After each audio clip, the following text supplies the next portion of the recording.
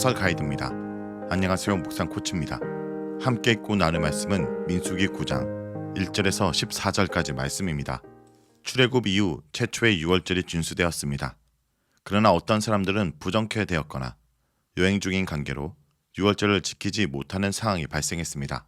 본문은 이에 대한 대안으로 두 번째 유월절을 제정하여 날짜를 한 달 후인 2월 14일로 정합니다. 1절에서 5절 읽겠습니다. 애굽 땅에서 나온 다음에 첫째 달에 여호와께서 시내 강야에서 모세에게 말씀하여 이르시되 이스라엘 자손에게 유월절을 그 정한 기일에 지키게 하라.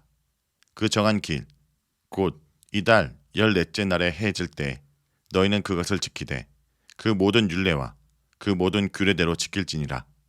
모세가 이스라엘 자손에게 명령하여 유월절을 지키라 하매 그들이 첫째 달 14째 날 해질 때에 시내 강야에서 유월절을 지켰으되 이스라엘 자손이 여호와께서 모세에게 명령하신 것을 다 따라 행하였더라. 본문은 다시 출애굽한 지 제2년 1월의 상황으로 돌아갑니다. 하나님께서는 성막이 완성되고 봉헌식을 마친 뒤 유월절을 지킬 것을 명령하십니다. 첫 번째 유월절은 애굽을 떠나기 직전에 지켰고 두 번째 유월절 행사는 출애굽 이듬해 첫째 달 14일 날 지켜졌습니다. 이 두 번째 유월절은 인구조사를 실시하기 2주 전입니다. 그런데 그때 시체를 만져 부정을 탄 사람은 유월절을 지킬 수 없었기 때문에 한 달 후에 지키도록 규정을 마련해 주었습니다. 6절에서 14절 읽겠습니다. 그때 사람의 시체로 말미암아 부정하게 되어서 유월절을 지킬 수 없는 사람들이 있었는데 그들이 그날에 모세와 아론 앞에 이르러 그에게 이르되 우리가 사람의 시체로 말미암아 부정하게 되었거니와 우리를 금지하여 이스라엘 자손과 함께 정한 기일에 여호와께 헌물을 드리지 못하게 하심은 어찌함이니까. 모세가 그들에게 이르되 기다리라. 여호와께서 너희에게 대하여 어떻게 명령하시는지는 내가 들으리라. 여호와께서 모세에게 말씀하시되 이스라엘 자손에게 말하 이르라. 너희나 너희 후손 중에 시체로 말미암아 부정하게 되든지 먼 여행 중에 있다 할지라도 다 여호와 앞에 마땅히 유월절 지키되 둘째 달 14째 날 해가 질 때에 그것을 지켜서 어린 양의 무교병과 쓴 나물을 아울러 먹을 것이요 아침까지 그것을 조금도 남겨두지 말며 그 뼈를 하나도 꺾지 말아서 유월절 모든 율례대로 지킬 것이니라. 그러나 사람이 정결하기도 하고 여행 중에도 있지 아니하면서 유월절을 지키지 아니하는 자는 그 백성 중에서 끊어지리니 이런 사람은 그 정한 기일에 여호와께 헌물을 드리지 아니하였은즉 그의 죄를 담당할지며 만일 타국인이 너희 중에 거류하여 여호와 앞에 유월절을 지키고자 하면 유월절 율례대로 그 규례를 따라서 행할지니 거류민에게나 본토에게나 그 율례는 동일할 것이니라. 6절에서 8절은 유월절을 지키지 못하는 사람들에 대해서 말합니다. 모세의 율법은 선포된 이후 영원히 변치 않는 것이 아니라 상황에 따라 유연성 있게 수정, 보완, 개정의 과정을 거칩니다. 예를 들어 강야에서 한시적으로 적용된 여러 가지 법들이 신명기에서 가나안 땅이라는 거주 환경과 상황의 변화에 따라 맞추어 개정됩니다. 대표적인 예가 바로 유월절 규례입니다. 가나안 땅에 들어가서 지켜야 하는 신명기 유월절 규례는 출애굽기 유월절 규례와 두드러진 차이점이 드러납니다. 신명기 유월절 규례는 개정판입니다. 신명기 법에서는 백성들이 출애굽기 법처럼 강야의 각 처소에서 유월절을 지키는 것이 아니라 모든 백성이 성전으로 올라와 지켜야 했으며 유월절 양도 각자의 처소가 아닌 하나님이 택하신 곳, 즉 성전에서 잡았습니다.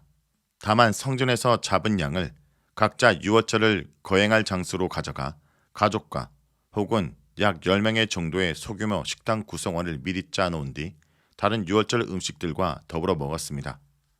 예수님 시대의 유월절 간행에 대한 기록들은 당시 이것이 엄격히 지켜졌다는 것을 보여줍니다. 현재의 유월절은 규례 또한 보완 규정으로 늦은 유월절에 대한 것입니다. 새로운 상황이 그 율법을 보완할 필요가 있게 만들었습니다. 유월절 기간에 하필 어떤 가정의 장례가 발생했을 경우 유월절을 지킬 수 없게 됩니다. 가족들과 장례에 참여한 자는 진 밖에서 매장 예식까지 마친 뒤 그들은 사체 접촉으로 인한 부정된 몸이 되어 곧바로 진영 내에 들어오지 못하고 1년의 정결례를 거쳐야 하기 때문입니다. 백성 중에 이런 문제로 유월절을 지키지 못한 사람들이 모세에게 어떻게 해야 하는지 문의해 왔습니다. 모세는 이 문제에 대해 하나님의 뜻을 묻겠다고 대답합니다. 9절에서 14절은 두 번째 유월절 날짜의 지정과 준수사항을 말합니다. 하나님의 답변은 이것입니다. 우선 유월절을 모두 지켜야 하는 것이 원칙입니다. 만일 사체 접촉으로 인해 부정을 탄 상태거나 혹은 먼 여행 중이라 유월절 진영에 있지 못했을 경우라도 모든 백성에게 유월절 준수는 필수적입니다. 그러므로 그들을 위해 늦은 유월절 규례가 제정됩니다. 그날은 한 달 후인 2월 14일입니다. 날짜는 다르나 유월절을 지키는 방법은 동일합니다.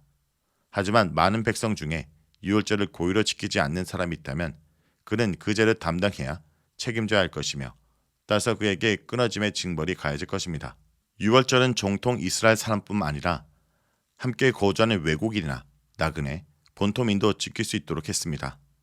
왜냐하면 이집트에 10가지 재앙을 내린 하나님의 근본 목적은 이스라엘 사람들이나 이집트 사람들로 하여금 하나님이 참 하나님임을 알게 하는 것이기 때문입니다. 그러므로 출애굽기에 하나님의 위대한 역사를 기억하고 기념하는 유월절은 이스라엘 사람들만의 절기가 아니라 하나님의 능력을 인정하는 모든 사람들의 절기가 됩니다. 이것은 마치 안식일을 지킬 때 주인뿐만 아니라 종이나 객이나 집 짐승까지도 쉬도록 한 것과 같습니다. 그들 모두는 창조주 하나님의 피조물이기 때문입니다. 창조주 하나님의 능력을 인정하는 존재들은 안식일에 참여할 권리가 주어졌던 것처럼 출애굽기에 하나님의 능력을 인정하는 모든 사람들은 다 유월절 행사에 참여할 수 있었습니다. 우리는 여기서 인종과 계급을 초월한 하나님의 은혜를 발견할 수 있습니다. 자, 여기까지가 민수기 9장 1절에서 14절까지 말씀입니다. 오늘 말씀을 통해 우리는 무엇을 묵상하고 적용해야 할까요? 하나님은 우리 모두가 회복할 수 있는 은혜를 주십니다. 하나님은 시체에다 부정하게 되거나 여행 중인 자라도 유월절에 참여하게 하십니다. 비록 부정한 자라도 자신의 연약함과 죄를 고백하고 은혜에 참여하기를 원하는 자들에게 은혜의 대책을 마련해 주신 것입니다. 하나님은 자기 백성이 부정하게 되어 이스라엘 공동체에서 끊어지기를 원하지 않으셨습니다. 그러나 이들에게 한 달 후에 유월절의 모든 규례를 자세히 지키되 하나님의 거룩의 수준을 조금이라도 낮추지 말라고 하십니다. 은혜가 거룩을 면제해 주는 것은 아니기 때문입니다. 성도 여러분, 우리의 실패가 온전히 드러나는 곳에서도 회복할 수 있는 은혜를 나타내시는 강야의 하나님 앞에 더욱 거룩해지기를 힘쓰는 주의 백성들이 되길 간절히 기도드립니다.